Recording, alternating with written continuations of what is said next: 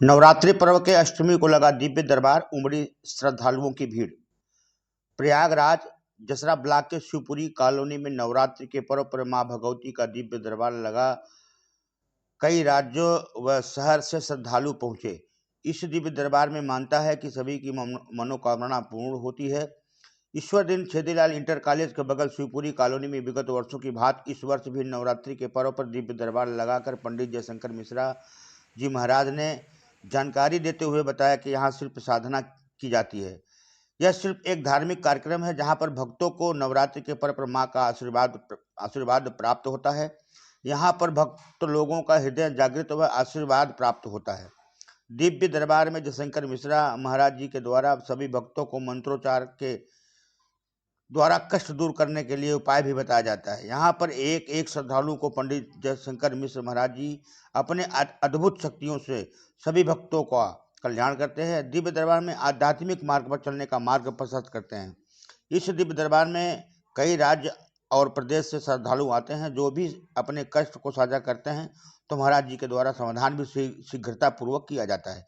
इस दौरान जयशंकर मिश्रा महाराज जी के द्वारा बताया गया कि इस दिव्य दरबार में मंत्र व साधना से मरीज को लाभ मिलता है।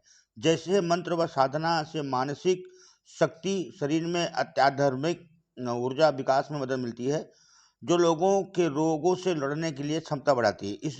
इस दिव्य दरबार में ज्ञानेंद्र पाठक, आलोक पाठक, दीपू पाठक, विनीत द्विवेदी, आनंद तिवारी, संतोष सिंह, सुरेंद्र केसरवानी, बुलबुल आदि भक्तगण उपस्थित रहे। RC100 न्यूज से राजकरण पटेल की रिपोर्ट। आज जो दिव्य दरबार लगा हुआ है इस विषय में महाराज जी के द्वारा जानकारी हासिल किया जा रहा है। क्या कहना चाह रहे हैं दिव्य दरबार को लेकर? सर्वप्रथम जय मां भगवती। नवरात्र की पावन पर्व की सभी लोगों को हार्दिक शुभकामनाएं एवं बधाई। दिव्य दरबार का प्रमुख उद्देश्य होता है जन कल्याण परोपकार। आज का जो दिव्य दरबार है अष्टमी का है, यह विशिष्ट है संतान प्राप्ति के लिए। आप देख रहे हैं यहाँ हमारे भारतवर्ष के अलग अलग प्रांतों से, अलग अलग जिलों से लोग आए जो कि आज संतान प्राप्ति के लिए नवरात्र का महीना चल रहा है।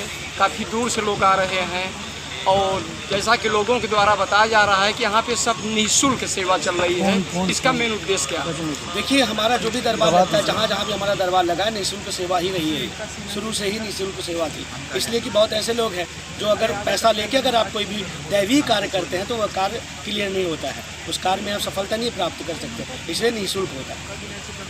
यहाँ प्रयागराज के अलावा कई जिले में आपका ये प्रोग्राम चल रहा है, इस विषय में क्या कहेंगे? सिर्फ कई जिलों में नहीं, कई राज्यों में ये चलता है।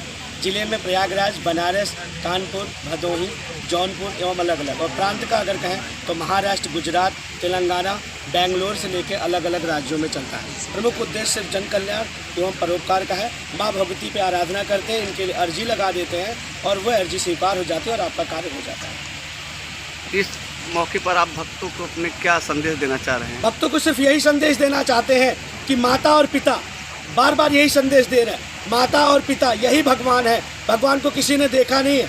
अगर आप अपने घर के भगवान को नहीं प्रसन्न कर पा रहे हैं, आज आप देख रहे हैं कई ऐसी माताएं जो वृद्धाश्रम में जा रही है। बहुत दयनीय स्थिति बन चुकी है हमारे भारतवर्ष की। इस पर विशेष आप लोग ये कीजिए। इसीलिए हम कह रहे हैं कि हमारा जो आज कहने का तात्पर्य है वो यही है कि माता पिता की सेवा कीजिए, कोई भी वृद्धाश्रम में मां न जा पाए, यही हमारा संदेश है। धन्यवाद।